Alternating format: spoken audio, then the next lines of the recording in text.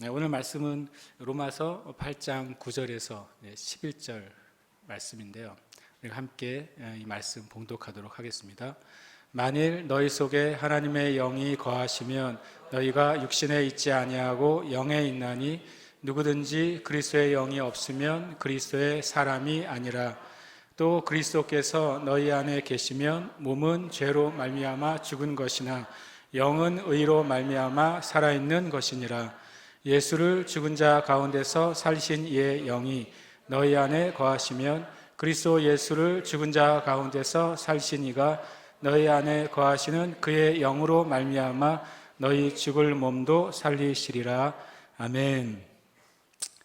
제가 이제 성경을 연구하라고 하는 주제로 설교 제목 같지 않은 주제로 지지난주에 한번 말씀을 전했고, 그리고 지난주는 우리가 복음치유 집회로 치유에 대한 말씀을 좀 나눴어요. 그러니까 한 주 벌써 건너뛰어가지고 벌써 지지난주 했던 내용이 희미해지셨겠죠.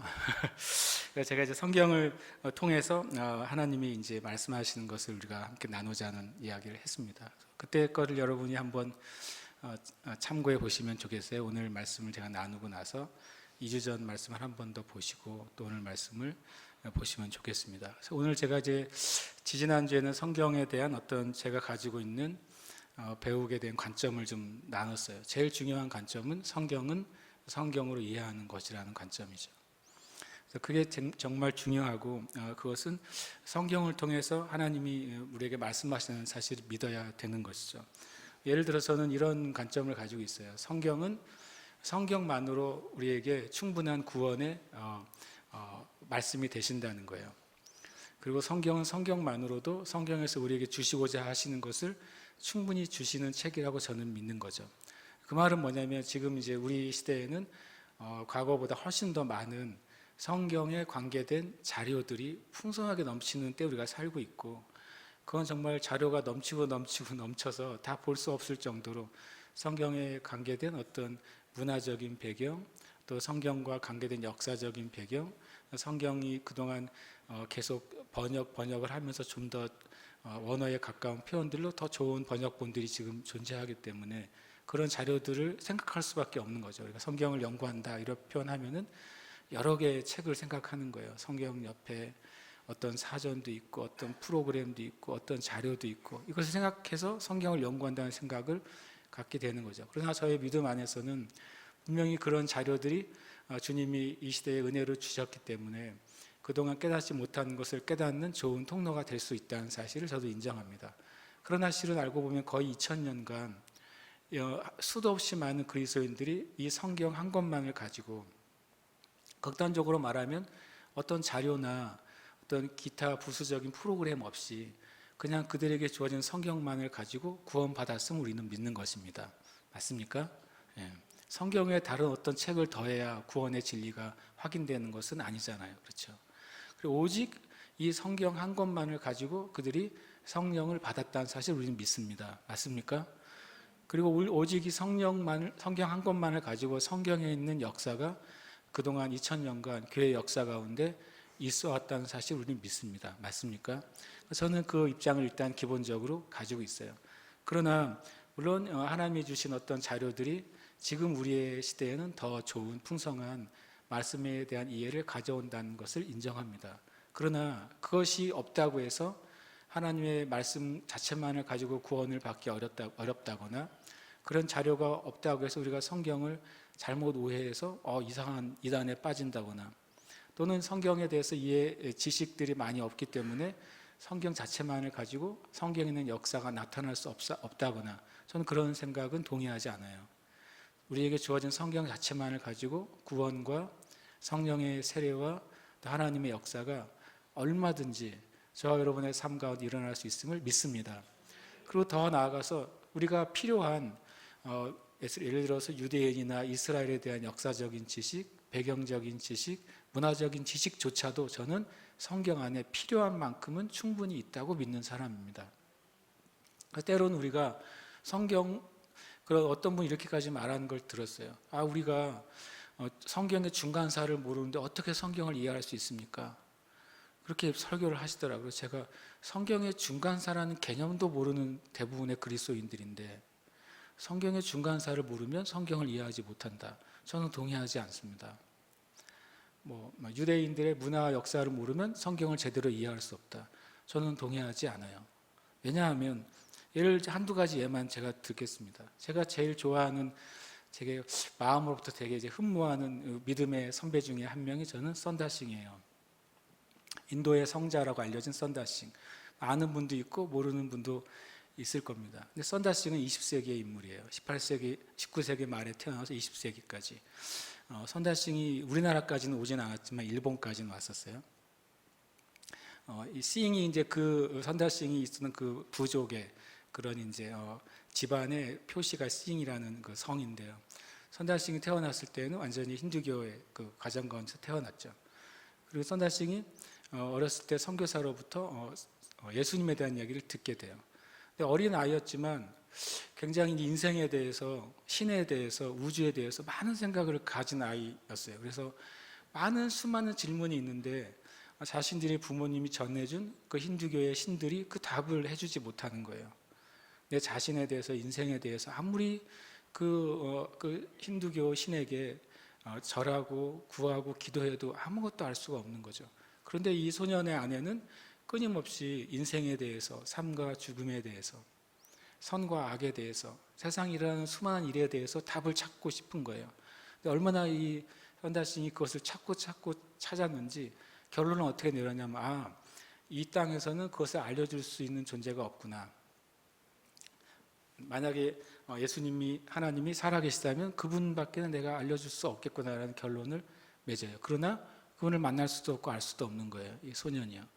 그래서 이 고민이 깊어져서 이런 결정을 하게 돼요. 내가 진리를 모르는 바엔 차라리 죽는 것이 내 인생이 편하겠다.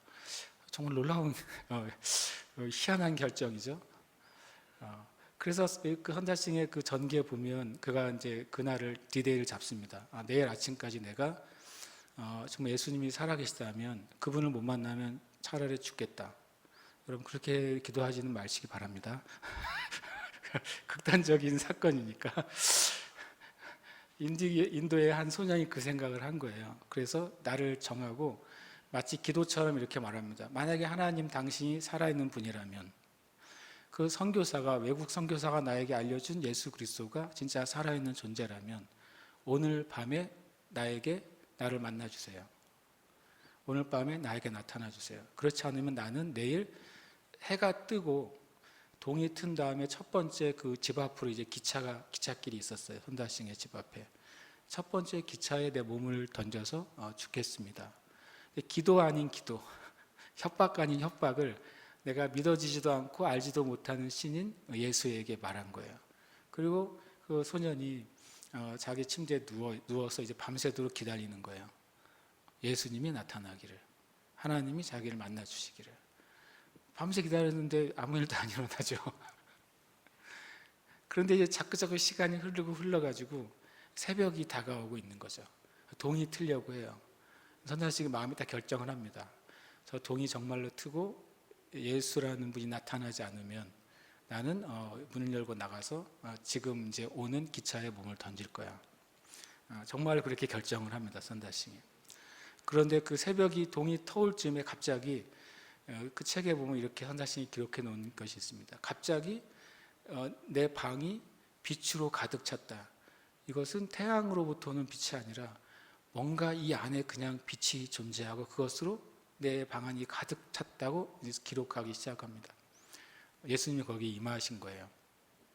그래서 그날 현현하신 예수님을 만나요, 선다싱이. 이렇게 놀라운 일이 벌어진 거죠. 그리고 나 선다싱이 말씀을 읽게 됩니다. 그 말씀을 읽게 되고 자신이 이제 예수 믿게 됐다고 가족들에게 얘기하죠. 명예살인이라는 게 있잖아요. 지금도 무슬림들이, 만약에 무슬림 중에 누가 한 명이 자기의 가정을 더럽히면 먼저 그걸 안 사람이 가서 죽이는 게 영웅이죠. 우리의 가문을 더럽히는 자를 제거하는 게 그 영웅이에요. 수많은 지금 무슬림 세계에 있는 여인들이, 예수 믿는 사람들이 그렇게 명예살인으로 죽어가고 있어요, 지금도. 근데 힌두교에서도 명예살인이 있었어요. 만약에 이거 힌두교의 신이 아닌 다른 신을 누군가 믿게 되면, 그러면 그 힌두교의 신을 배신하는 게 되고 우리 가정에 신으로 말미암은 저주가 임하는 거예요. 그것을 막으려면 힌두교의 신을 배신하는 일을 어떻게 해야 돼? 제거해야 되는 거죠. 어떤 식으로 제거하려고 했냐면 잔치를 벌여줬어요. 선다싱이 내가 이제 예수를 믿고 이제 주님을 위해 살겠습니다 고 말했더니 축하해 주겠다. 선다싱은 너무 놀라웠죠. 자기 집안이 예수 믿는 걸 축하해 주다니. 그래서 축하 잔치를 벌여줬어요. 그리고 그 가족의 식구들은 그 선다싱이 먹을 음식에 독을 탔어요. 신기하게도 그 당시에는 그렇게 명예살인을 인도에서는 음식에 독을 타서 많은 그리스도인들을 죽였다 그래요. 그래서 그 독이 든 음식을 선다싱이 먹습니다. 먹고 복통이 일어나서 피를 토하고 쓰러져요. 죽게 된 것이죠. 그리고 가족들은 이제 그가 다음날 아침에 걔가 시신이 되면 처리하려고 기다리고 있어요. 다음날 아침이 됐는데 선다싱이 멀쩡하게 걸어 나오는 거예요. 무슨 독을 마실지라도 해를 입지 아니하며, 그 말씀 그대로 독이 든 음식을 잔뜩 먹고 피를 토했는데 다음날 아침에 멀쩡하게 걸어 나옵니다. 그러면서 선다싱이 신앙의 삶이 시작이 돼요. 제가 전기를 읽었을 때에는 선다싱은 평생 주머니에 작은 손바닥만한 신약 성경만을 가지고 다녔다 그래요. 물론 그가 구약 성경을 읽었겠죠. 그러나 그가 평생 복음을 전하러 다닐 때 주머니에 기도원 성경 같은 성경 있잖아요. 힌디어로 된 기도원 성경 하나만을 주머니에 넣고 그것이 닳도록 읽으면서 아마 거의 외우지 않았을까요? 그대로 살려고 했다 그래요. 주님이 이렇게 말씀하셨기 때문에 나도 이렇게 말할 거야. 주님이 이렇게 생각했기 때문에 나도 이렇게 생각할 것이다. 주님이 이렇게 행하셨기 때문에 나도 이렇게 행할 거다. 주님이 이렇게 전하셨기 때문에 나는 이렇게 전할 거야. 그대로, 선다싱은 성경에 있는 그대로, 정말 심플하죠. 그대로 사는데 선다싱의 전기나 한번 내용을 한번 찾아보시면 엄청난 권능의 역사가 선다싱의 삶 가운데 나타납니다. 기록에 의하면 선다싱이 이제 인도에서 히말라야를 넘어가서 네팔 지역까지 복음을 전했어요. 그런데요, 히말라야가 몇 미터의 고봉인지 아시죠? 7천, 8천의 고봉이잖아요. 거기를 맨발로 다녔다는 사실입니다. 선다싱 평생 맨발로 복음을 전했어요. 평생. 그래서 그 히말라야 안에 숨어 있는 그런 부족들을 찾아다니면서 복음을 전했는데 선다싱이 나타나면 사람들이 기절초풍을 했대요.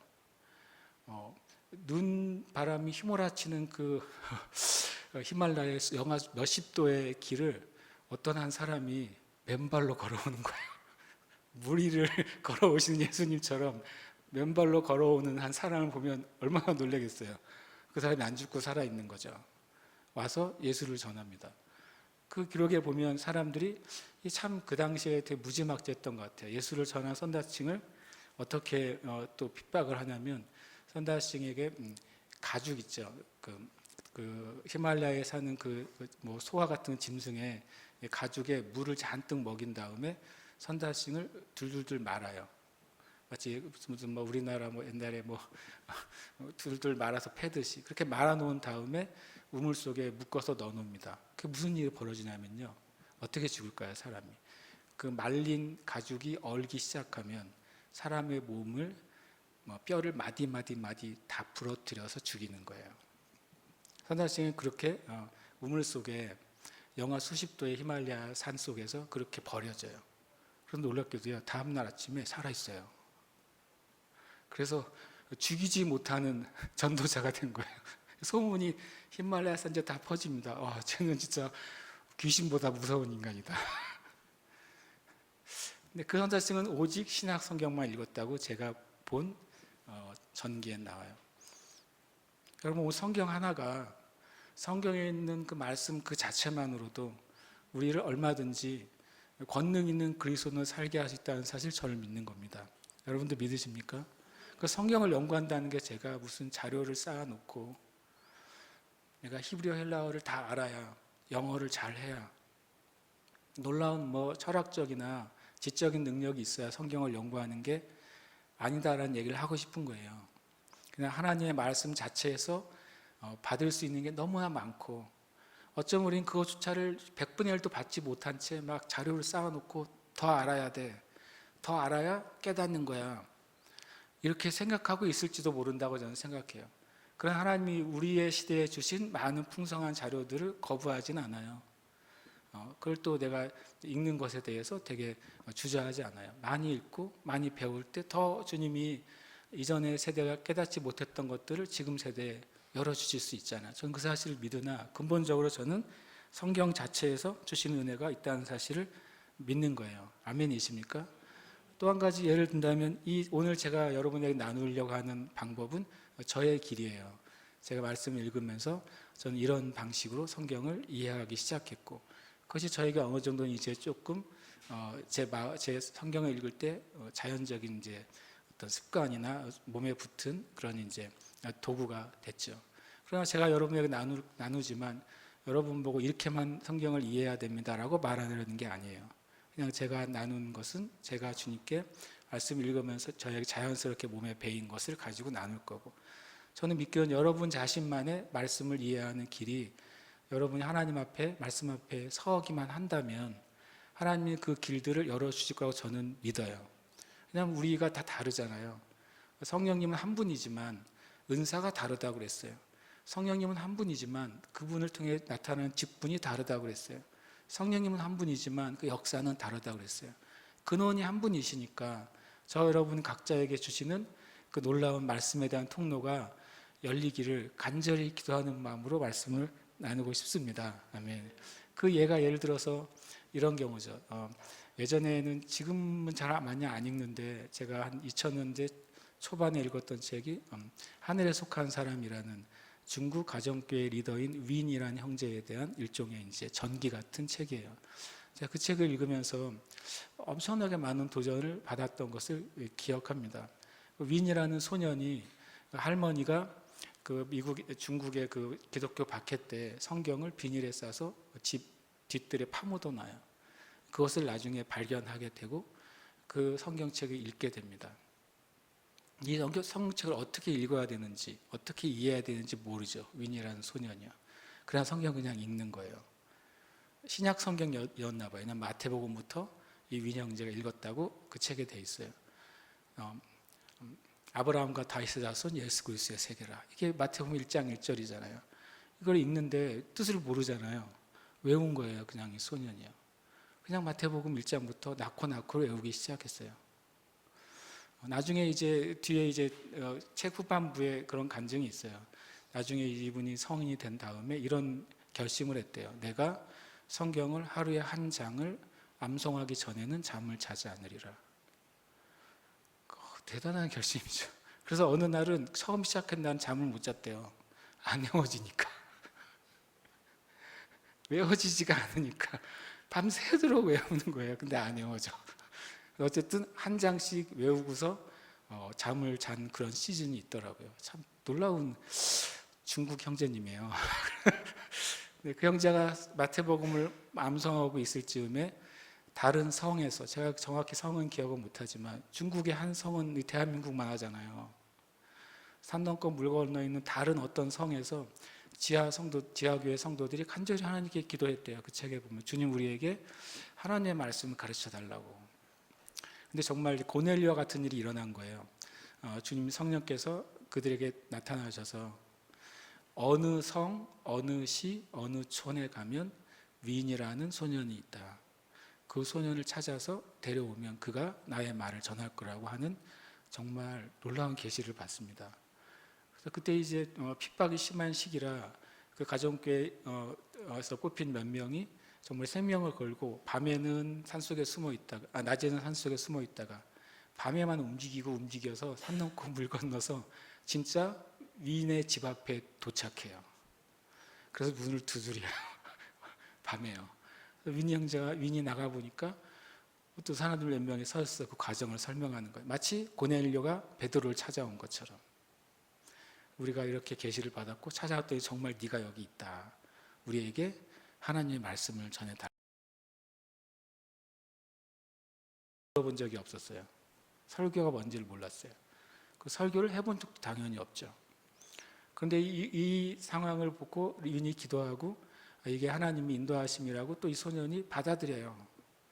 받아들이고 그들과 같이 갑니다. 산 넘고 물 건너. 낮에는 산속에 숨어 있고 밤에 이동해서 그 지하 성도의 교인들이 있는 곳으로 갑니다.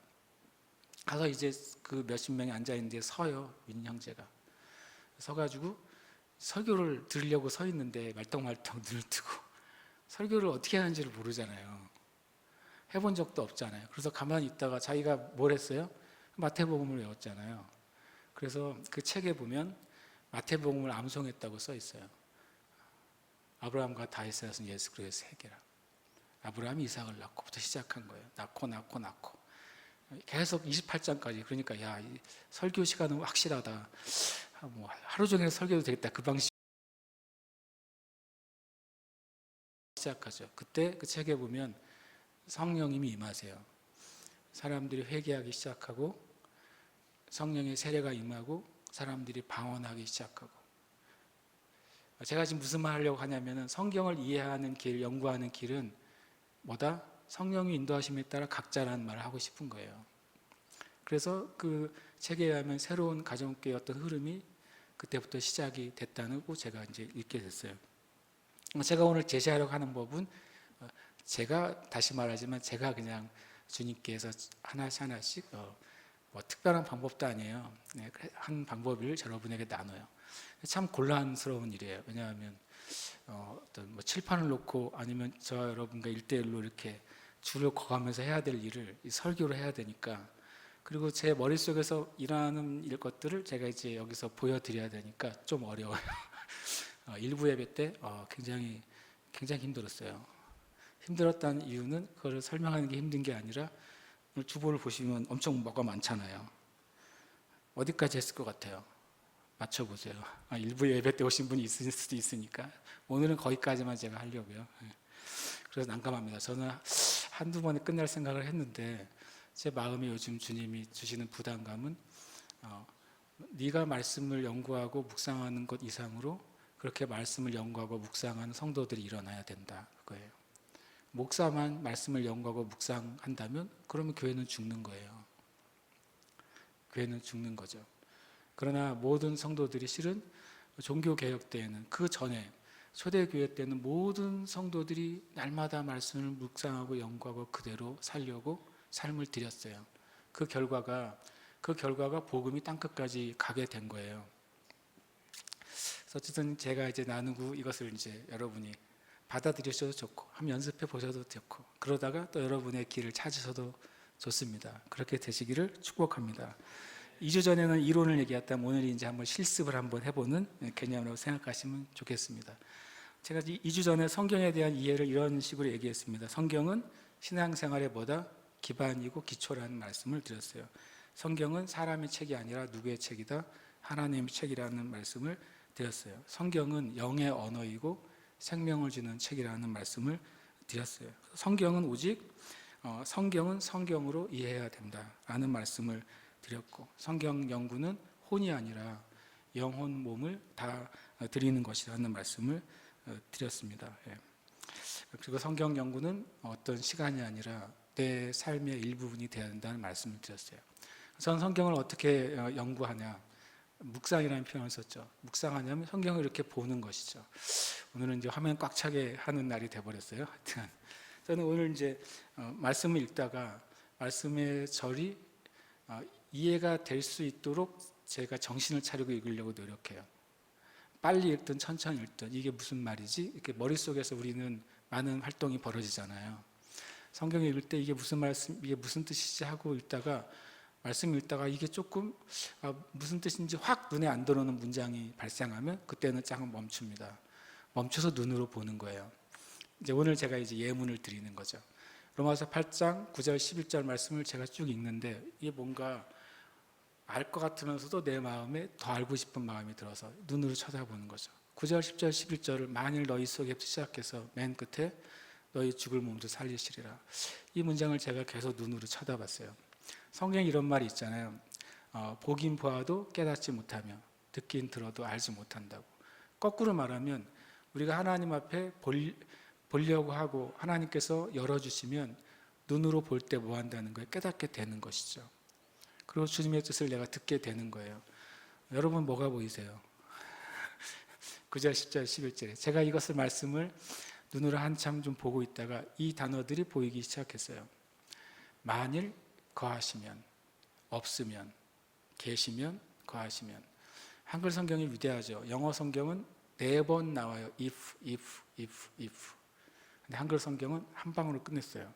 훌륭하죠. 이 밑에 있는 거하시면, 없으면, 계시면, 거하시면 앞에 뭐가 들어가 있는 거예요? 만일이 다 들어있는 것입니다. 그러니까 이 세 개의 문장은, 세 개의 구절은 4번의 만일이라는 그 흐름으로 이어지고 있다는 것이 제가 눈에 보이기 시작했어요. 여러분, 예를 들어서 창세기 1장을 보면 어떤 흐름이 계속 이어집니까? 하나님이 말씀하시니까라는 게 이어지죠. 하나님이 이르시되 빛이 있으라. 하나님이 이르시되. 하나님이 이르시되라는 말이 반복되죠. 그 흐름 안에 뭐가 돼요? 이르시되 하는 순간 빛이 있었고 무엇이 있었고 그대로 되니라. 이 흐름이 이어지죠. 그리고 그 흐름 끝에 뭐가 또 흐름이 이어져요? 보시기에 좋았더라. 창세기 1장은 크게 그 흐름 안에서 이야기가 전개가 되는 것을 어떻게 하면 알 수 있어요? 보면 알 수 있어요. 들을 땐 그게 잘 안 들려요. 그죠? 그런데 보고 있으면 이 말이 반복되기도 하고 이런 흐름으로 전개가 되네라는 것을 느낄 수가 있게 되는 거예요. 그래서 말씀을 봐야 돼요, 여러분. 눈으로. 그래서 스마트폰은 그걸 약간 말씀을 읽는 데는 도와주는데 말씀을 연구하는 데는 제가 보기엔 취약하다고 생각해요. 인터넷으로 뉴스를 보는 것은 뉴스는 정보를 들을 수 있는데 흐름을 아는 것은 신문만 못하다고 제가 자주 말씀드리잖아요. 제가 신문 보라고 한 다음에 신문 구독하신 분이 몇 분 있더라고요. 축복합니다. 신문을 봐야 흐름을 알 수 있어요. 기사는 보면 그냥 정보만 알 뿐이지 실제로는 어떤 일이 일어나는지 몰라요. 아는 것 같죠? 모릅니다. 신문을 봐야, 펼쳐놓고 봐야 맨 왼쪽 위에 있는 기사와 맨 오른쪽 안에 있는 기사가 뭔지, 왜 편집자가 그렇게 편집했을까? 그게 눈에 보이는 거예요. 제목만 훑어도 그날 하루의 흐름을 볼 수가 있어요. 어쨌든 이렇게 봤을 때 제가 만일 거하시면 이라는 말, 없으면, 또 계시면, 거하시면 말이 4번이 이어지고 있다는 사실을 보게 됐어요. 다시 말하면 4종류의 만일이 이 전체 이 단락을 이어가고 있는 거예요. 그런데 이 4가지는 실제로는 한 가지 조건이라는 거죠. 어떤 것이 있거나 거하는 것에 따라서 결과가 바뀌어질 거라는 거예요. 그렇죠? 만일 무엇이 거하면 어떤 일이 발생해요. 근데 그것이 없으면 또 어떤 일이 또 발생해요. 그렇죠? 이 성경은 이 이야기를 하고 있어요. 그리고 그 4가지는 어떤 조건이에요? 바로 거하는 것과 계신다는 개념으로 말을 하고 있죠. 있거나 없는 개념이에요. 그런데 신기하게도 거한다는 것과 계신다는 말을 같이 놓고 지금 설명을 하고 있잖아요. 제가 이 거한다, 계신다 또는 이것이 존재하거나 존재하지 않는 것에 대해서 무슨 의미를 제가 생각하게 됐냐면, 거하고 그리고 계신다고 하는 것은 첫 번째로는 현재성을 의미한다는 것을 생각하게 됐어요. 이건 현재의 일이다. 지금 거하는 거죠. 그죠? 지금 계시는 거예요. 만약에 여기 앞에 우리가 이제 눈으로 보지만 하나님의 영이 거하시면 그것은 언제 거하시는 거예요? 지금이에요. 지금. 그러니까 이 말씀은 지금부터 시작되는 말씀이 되는 거예요. 누구든지 이 말씀을 믿기 시작하면 그때부터 이 일은 시작이 되는 거예요. 그 다음에 두 번째, 이 거하시고 있다는 게 같은 의미라는 걸 제가 생각하다가 제가 생각한 거예요. 마음속에서. 두 번째로는 뭐냐면 이게 지속성의 의미를 갖는다는 사실을 깨달았어요. 만약 여기 앞에 있는 하나님의 영 위에 것만 보면 하나님의 영이 거하시면 지금 거하시는 거죠. 그런데 이 거하신다는 표현이 내일은 아니면 거하신다는 말을 사용할 수가 없잖아요. 그렇죠? 모레가 아니면 거하신다는 말을 할 수가 없는 거예요. 거하시고 계신다고 하는 건 지금부터 시작해서 어떻게 해요? 지속적으로 계속 내 안에 거하신다는 것. 지속적으로 가고 가다 보니까 언제까지 가요? 영원히 거하시는 거죠. 그래서 첫 번째로 이 거하시고 계신다는 것은 제가 묵상할 때 지금 나에게 일어나는 사건이고 이 사건은 계속해서 흘러가서 영원히 일어나는 일이구나 라는 사실을 생각하게 됩니다. 세 번째로 이것은 또 뭘 생각하게 되냐면 내 안에 거하신다는 게 뭐냐면 나에게 무슨 의미냐면 그 거하시는 분과 나와 뭐가 있다는 거예요? 관계가 있다는 거죠. 관계가 없으면 거한다는 표현을 할 수가 없죠. 그죠? 옛날에 어떤 사람이 정말 이제 나쁜 예를 드는 거예요. 어떤 이제 집배원이 시골 어느 집에 가서 뭐 소포 왔습니다 하고서 문을 딱 열었는데 저 구석에 나이 많은 할머니 한 분이 쭈그리고 앉아 있는 거예요. 딱 열고서 집배원이 이렇게 말했대요. 아무도 없네. 그리고 문을 닫았다는 거예요. 굉장히 부정적인 예죠. 그게 뭐냐면 그 안에 무엇인가가 있고 누군가가 있는데 나와 관계가 있으면은 이게 거하는 거야, 거하지 않는 거야? 거하지 않는 거죠. 관계가 형성이 돼야 그 안에 있는 어떤 대상이든 그 안에 있는 존재든 나와 뭐가 있는 거예요? 의미가 있는 것이죠. 그래서 거하시고 계신다고 하는 건 세 번째로는 관계성이 있다는 소리구나라고 하는 거죠. 현재부터 언제까지요? 지속적으로 나와 뭐가 있는 거예요? 관계성이 있는 거예요. 지금도 관계가 있고 내일도 관계가 있고 1년 뒤에도 관계가 있다는 것을 만일 거하시면, 만일 있거나 없으면, 만일 계시면, 만일 거하시면 안에 포함된다는 사실을 제가 생각하기 시작하는 거죠.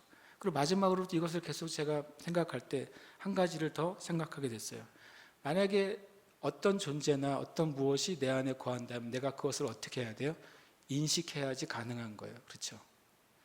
내 안에 무엇인가 있다는 사실을 내가 인식해야 되는 거 아니에요?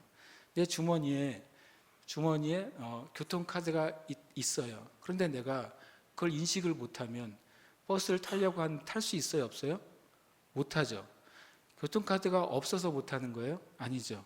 뭐해서 못하는 거예요? 내 주머니에 그게 있다는 사실을 내가 인지하지 못하기 때문에 못하는 거예요. 그렇죠? 그분이 내게 거하시고 계신다고 하는 소리는 그 어떤 존재가 그 무엇이 내가 있다, 그 내 안에 있다는 사실을 내가 뭐 하는 거예요? 인식하고 있는 걸 말하는 거예요. 그래서 제가 이것 가지고 그런 생각을 갖게 된 거죠. 이 네 가지 단어는 나에게 이런 의미를 가져다 준다. 그것 제가 말하는 건 일단 머릿속에서 일어나는 일들이에요. 하나님의 영이 거하신다고 하는 것은 지금부터 영원까지 나와 관계하시는 분으로 거하시고 나는 그분을 뭐 할 수 있다?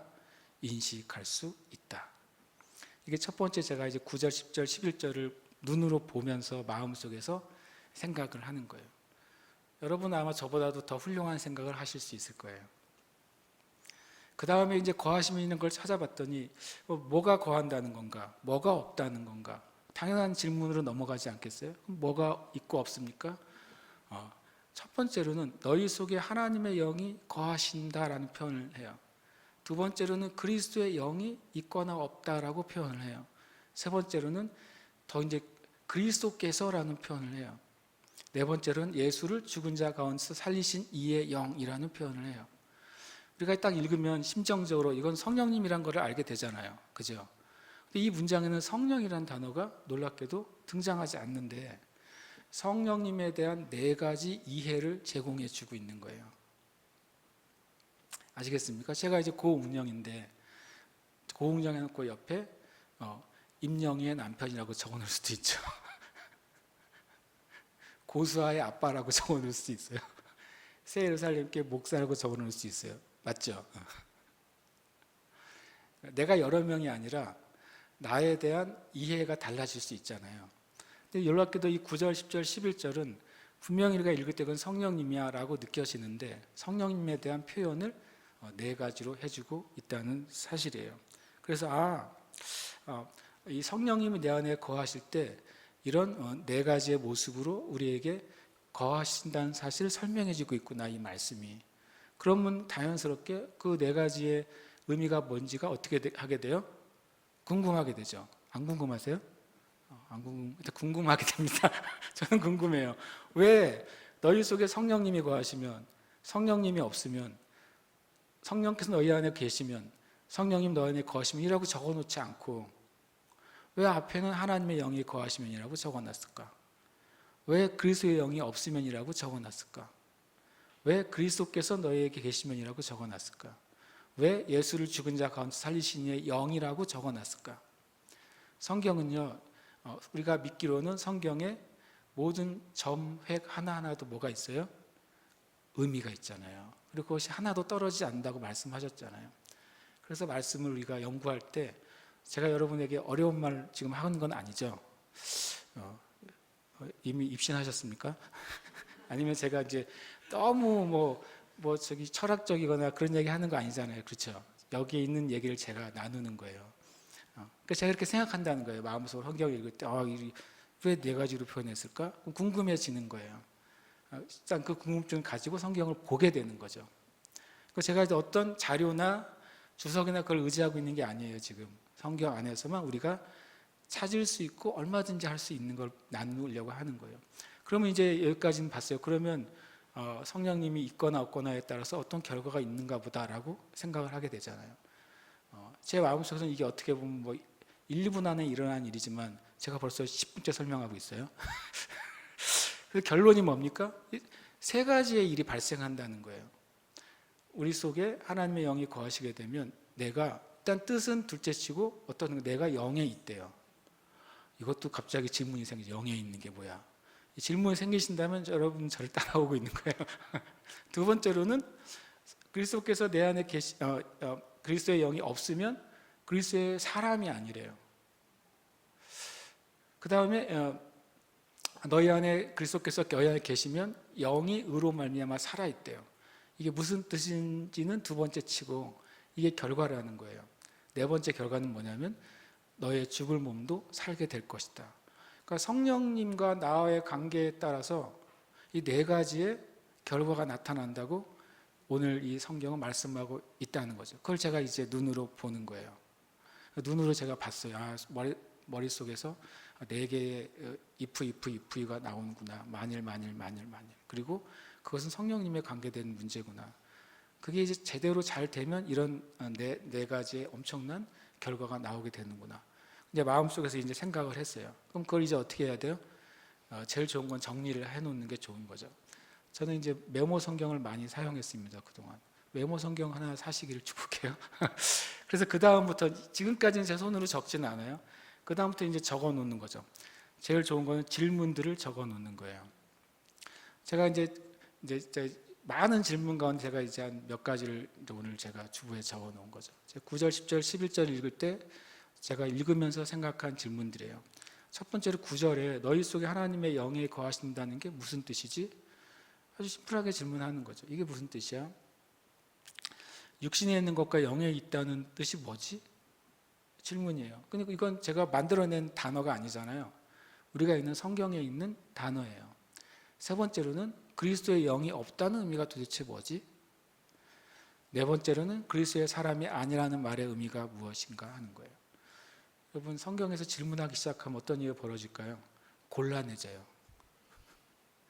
제가 여러분에게 개인적으로 가서 집사님 너희 속에 하나님의 영이 거하신다는 게 무슨 뜻이에요? 엄청 곤란하실걸요? 많은 사람이요 말씀의 훈련을 받았다고 말하는 사람을 제가 많이 만나봤어요. 성경 공부 많이 했다고 하는 사람을 만나봤어요. 엄청나게 많은 과정을 많이 했대요. 근데 어떤 것에 무너지는 줄 아세요? 이런 식의 질문하면 무너져요. 태초에 하나님이 천지를 창조하시니라 믿으세요? 아멘. 그럼 태초가 무슨 뜻이에요? 제가 물어보죠. 그러면 순간 이제 눈동자에 잠시의 진동이 와요. 그 잠시 눈동자가 흔들리면서 머릿속에 뭐라고 얘기하는 게 맞지? 내가 알고 있는 태초라는 의미가 뭐지? 도대체 이 목사님이 태초라고 태초가 뭔지를 왜 질문했을까? 사람은 그 0.1초 차이에도 많은 생각하잖아요. 여러분에게 도전하고 싶어요. 말씀에서 말씀 그대로를 질문해야 돼요. 저와 여러분이 말씀을 상상해서 질문하지 말고 말씀이 없는 걸 내가 만들어서 질문하지 말고 말씀이 말하는 걸 내가 아느냐? 말씀이 네가 가졌다고 하는 걸 내가 정말 가지고 있느냐? 말씀이 가지지 말라고 하는 걸 내가 가지고 있느냐 혹시? 말씀이 하지 말라고 하는 걸 내가 하고 있느냐? 말씀이 하라고 하는 것을 내가 하고 있느냐? 곤란한 질문이에요. 솔직히 말하면. 곤란하지 않습니까? 근데 곤란한 질문을 하게 되면 무슨 일이 벌어지냐면 그 곤란한 질문 때문에 내가 곤란해져요. 근데 그것 때문에 내가 그 말씀을 알고 싶어져요. 거기서 만약에 해결을 보게 되면 성경에 있는 게 그냥 내 안에 들어와서 이게 사실이 되는 순간 이제 문제는 달라집니다. 왜냐하면 그거는 누가 나를 묶어놓고 부정하라고 해도 부정할 수 없는 말씀이 돼요.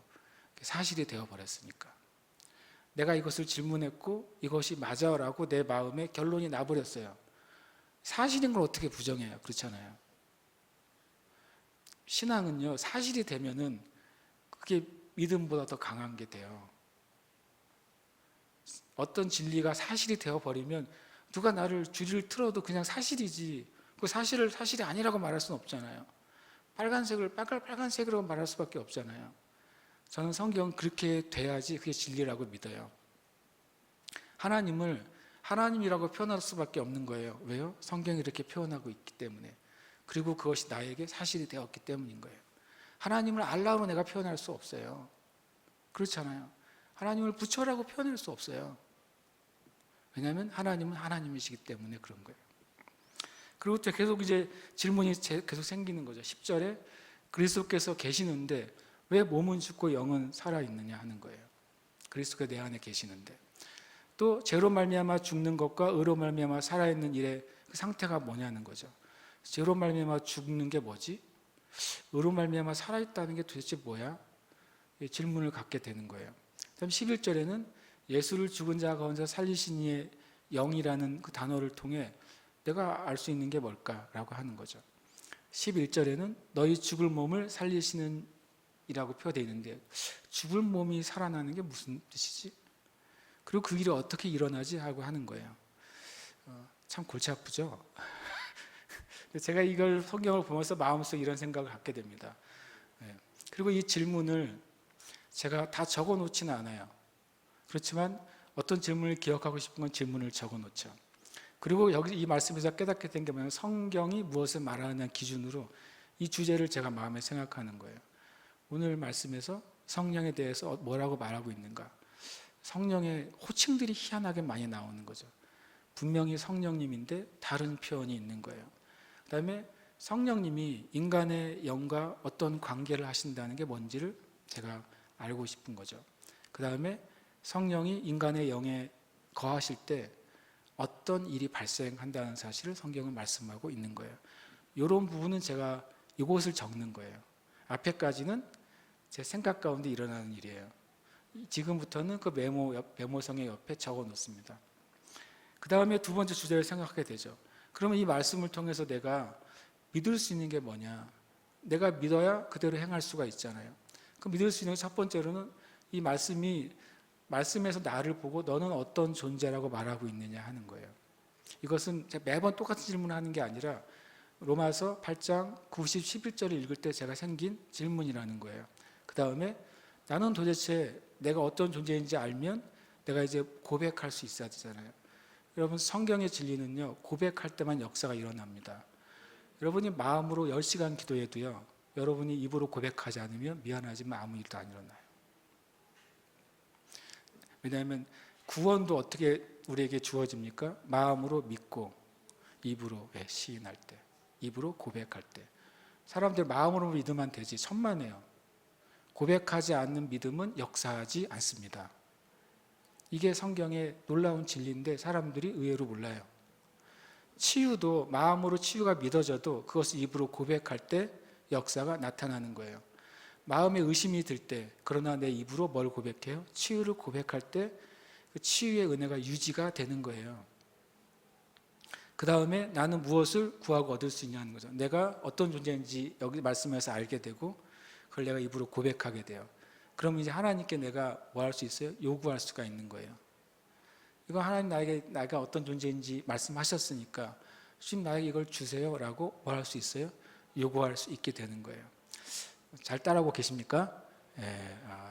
오늘 지금 시간이 밤 11시는 아니죠? 그러니까 정신을 차리시길 축복합니다. 그래서 이제 질문을 하게 된 거죠. 첫 번째 질문이 뭐였습니까? 제가 이거였어요. 너희 속에 하나님의 영이 거하신다는 의미가 무엇인가?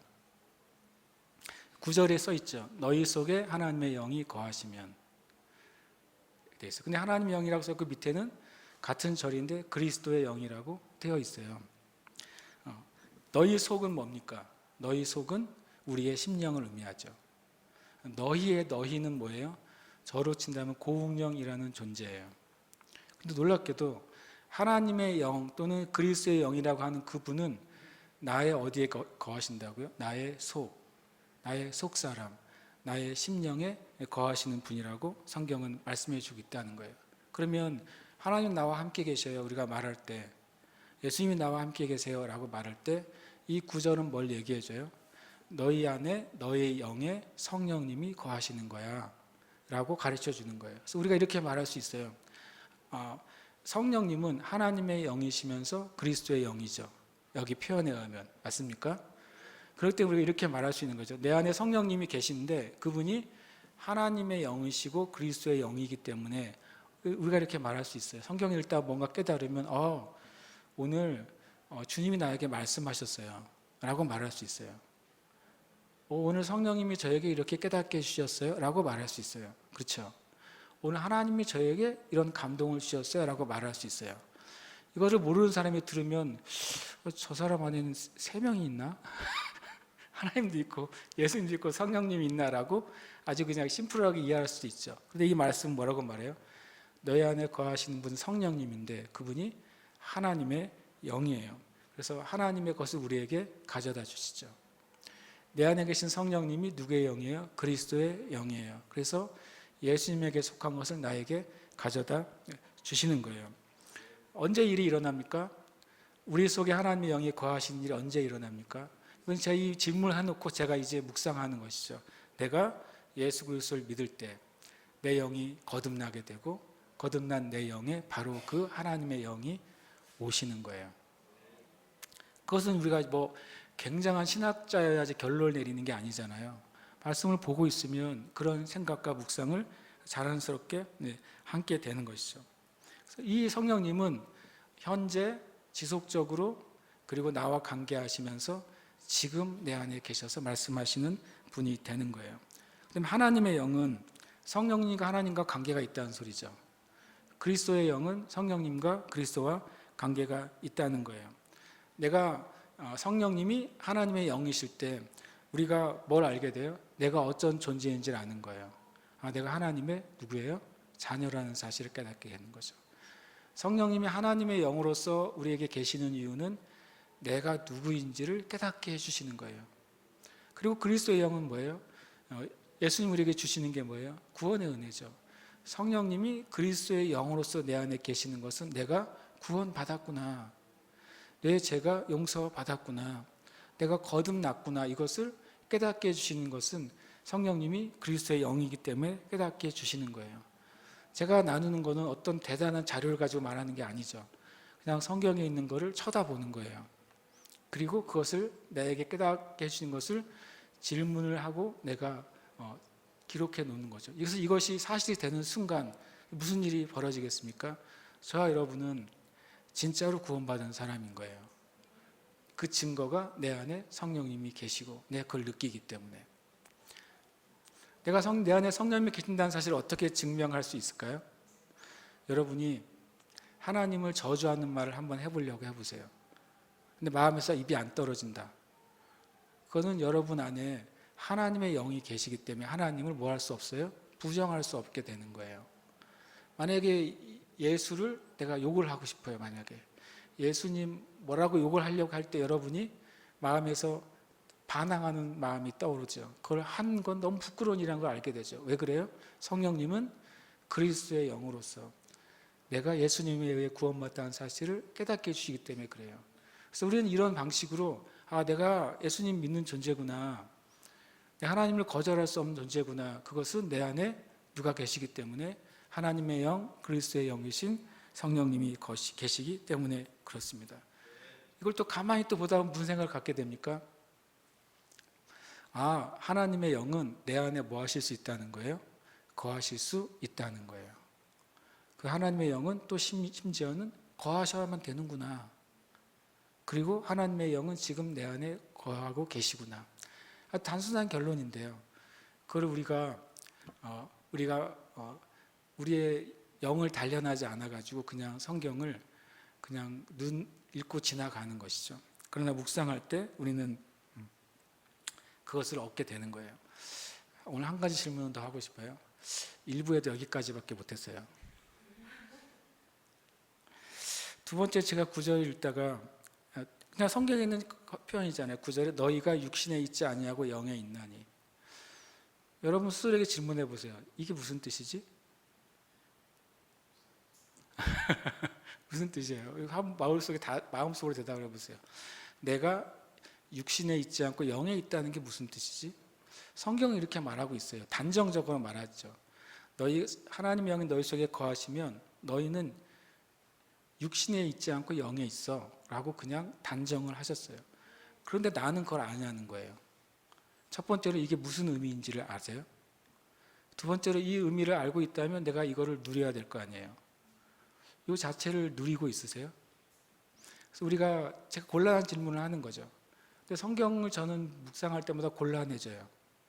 진짜 곤란해요. 이 말씀이 나에게 주시는데 이걸 내가 받자니 너무 크고 말씀이 이해하자니 되게 한이 없고 지금 제가 이 말씀을 믿는데 믿어지거든요. 말씀이 문제는 믿어져요. 그리고 아멘 할 수 있어요. 이것이 나에게 흔히 말하는 말씀이 실제가 된다고 하는 것은 나한테 이것이 뭐가 돼요? 이해된 사실이 돼야 돼요. 여러분 이 사실을 기억하세요. 성경은 내가 이해된 사실이 될 때에만 나에게 믿음이 되고 역사됩니다. 근데 그 이해가 지적인 이해만을 의미하는 게 아니에요. 어떨 때는 말로 다 풀 수 없지만 내가 정말 이게 믿어지고 말로 말할 수 없지만 이 말씀 때문에 나에게 힘이 생기고 말로 다 풀 수 없지만 이것 때문에 내가 살 수 있구나라고 고백한다면 그 사람은 진짜 성경을 아는 거죠. 너희가 육신에 있지 않고 영에 있다고 하는 차원은 제가 이거는 참고를 해봤어요. 많은 영어 번역들 여러 가지를 참고해봤어요. 제가 이제 킹제임스 성경, 뉴 킹제임스 성경, NIV 성경, AMP 성경을 참조해봤어요. 근데 대부분 이런 뜻이더라고요. 그냥 킹제임스 성경은 그냥 그대로 그렇게 되어 있어요. 육신에 있다. in the flesh, in the spirit 이렇게 그냥 단순하게 이렇게 되어 있어요. 예전에 NIV 성경은 컨트롤이라는 단어를 썼어요. 성령에 의해서 컨트롤 된다 이렇게 되어 있어요. 성령의 인도함을 받거나 성령의 다스림을 받는다. 그것이 영에 있는 것이라고 표현해 놨어요. 가장 최신의 NIV 성경이 언어의 의미에 제가 보기엔 가장 맞게 감사하게도 해놨는데 그건 뭐라고 되어 있냐면 in the realm of the flesh라고 되어 있어요. realm이 뭐냐면 차원이에요. 너희가 성령이 하나님 너희 안에 거하시면 너희가 육신의 차원에서 살지 않고 영의 차원에서 살게 된다.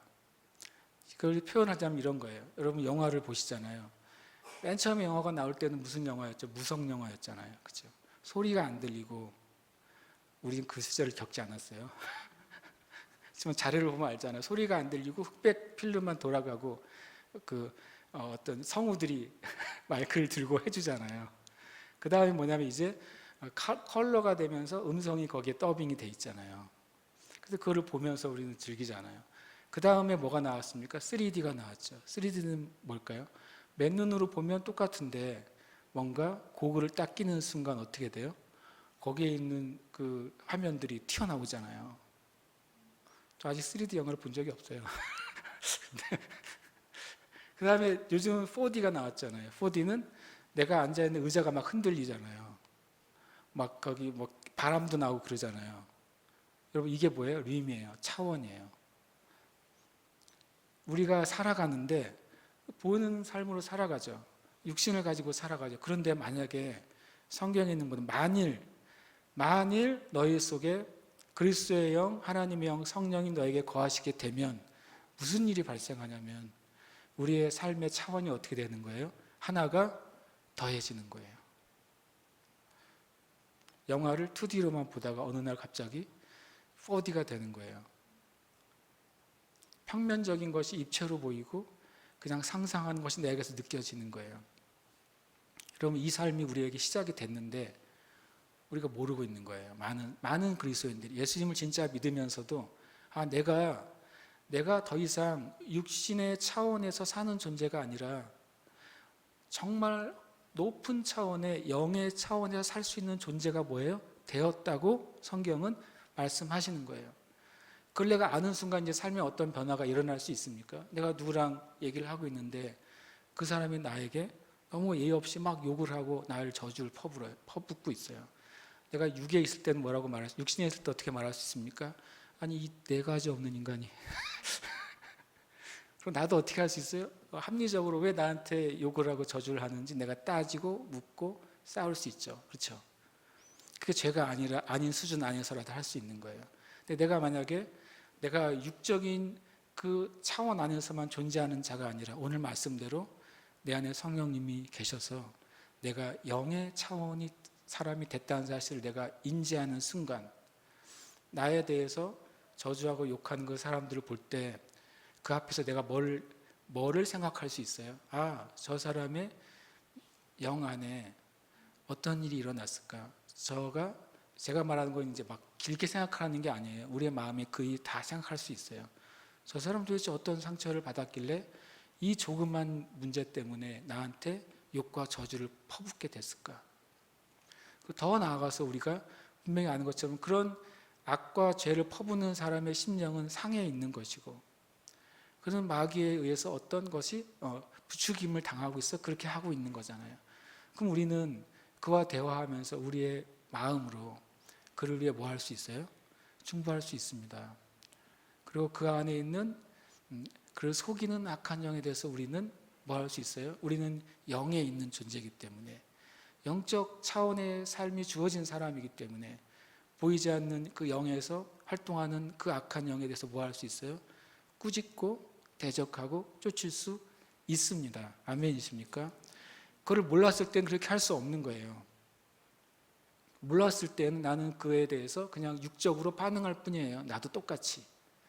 내가 그냥 꾹 참거나 아니면 나도 들이받거나 그렇게 돼야 되는 거예요. 그러나 내가 영의 차원에 있다는 사실을 인지하는 순간 그리고 그것이 한 번이 아니라 지속적으로 계속해서 성령님과 관계하면서 그것이 실제라는 사실을 내가 아는 순간 나도 그때 완전히 다른 방식으로 대처할 수 있는 거예요. 여러분 그렇게 하시길 축복해요. 우리는 그런 사람으로 부름 받았어요. 우리는 그런 존재로서 거듭난 거예요. 단순히 예수 믿고 잘 먹고 잘 살다가 하늘나라 가도록 부름받은 사람들이 아니에요. 우리의 삶 자체가 영의 차원에서 사는 삶으로 부름받았어요. 오늘부터 실험하시길 축복합니다. 우리가 얼마나 놀라운 삶을 살 수 있는 사람들인지를 우리는 경험할 수가 있고 그 세계가 얼마나 놀라운지를 우리는 훈련하고 경험할수록 더 놀라운 것을 우리는 보고 듣고 깨닫고 열매 맺게 될 것입니다. 아멘. 기도합시다. 그래서 일부도 여기까지 이상 가지를 못해가지고 제가 곤란하게 됐어요. 원래 오늘 끝내고 싶은 마음으로 성경 연구는 2번을 끝내자 싶었는데 어떻게 마무리할지는 한 주간 동안 물어보고 결정을 하려고 생각합니다. 주님, 네. 우리가 함께 말씀 한번 읽겠습니다. 오늘 요마서 8장 9절 11절 말씀입니다. 시작. 만일 너희 속에 하나님의 영이 거하시면 너희가 육신에 있지 아니하고 영에 있나니 누구든지 그리스도의 영이 없으면 그리스도의 사람이 아니라 또 그리스도께서 너희 안에 계시면 몸은 죄로 말미암아 죽은 것이나 영은 의로 말미암아 살아있는 것이니라. 예수를 죽은 자 가운데서 살리신 이의 영이 너희 안에 거하시면 그리스도 예수를 죽은 자 가운데서 살리신 이가 너희 안에 거하시는 그의 영으로 말미암아 너희 죽을 몸도 살리시리라. 아멘. 한 번 더 읽을 때 너희에다가 우리 이름을 넣어서 읽겠습니다. 시작. 만일 공영 속에 하나님의 영이 거하시면 공영이 육신에 있지 아니하고 영에 있나니 누구든지 그리스도의 영이 없으면 그리스도의 사람이 아니라 또 그리스도께서 공영 안에 계시면 몸은 죄로 말미암아 죽은 것이나 영은 의로 말미암아 살아있는 것이니라. 예수를 죽은 자 가운데서 살리신 이의 영이 공영 안에 거하시면 그리스도 예수를 죽은 자 가운데서 살리신 이가 공영 안에 거하시는 그의 영으로 말미암아 공영의 죽을 몸도 살리시리라. 아멘. 아멘. 고백하겠습니다. 나의 심령에는 하나님의 영, 그리스도의 영인 성령이 거하신다. 아멘. 고백합니다. 나는 육신의 감각과 요구가 아니라 성령과 내 영의 음성을 듣는다. 아멘. 고백합니다. 나는 영으로 살아있으며 나의 죽을 몸이 마지막 날에 부활할 것을 믿는다. 아멘. 이 자기의 이름을 넣어서 우리가 고백하고, 주님 이 시간 이사 씨를 붙잡습니다. 나는 영의 사람입니다. 내 안에는 하나님의 영, 그리스도의 영인 성령님이 거하십니다. 지금 거하시고 앞으로도 계속 거하시고, 그분은 나랑 관계하시고 교제하십니다. 나는 그분을 느낄 수 있고 들을 수 있고 그분을 통해 살아갈 수 있습니다. 그러니까 이것을 이름을 넣어서 고백하고 찬양하고 우리가 이렇게 주님 앞에 간절히 기도하기를 원합니다. 함께 이 시간 이름 넣어서 고백하겠습니다. 공령의 심령에는 하나님의 영, 그리스도의 영인 성령이 거하신다. 공령은 육신의 감각과 요구가 아니라 성령과 공령의 영의 음성을 듣는다. 공령은 영으로 살아있으며 공령의 죽을 몸이 마지막 날에 부활할 것을 믿는다. 아멘. 함께 찬양하십시다. 아멘.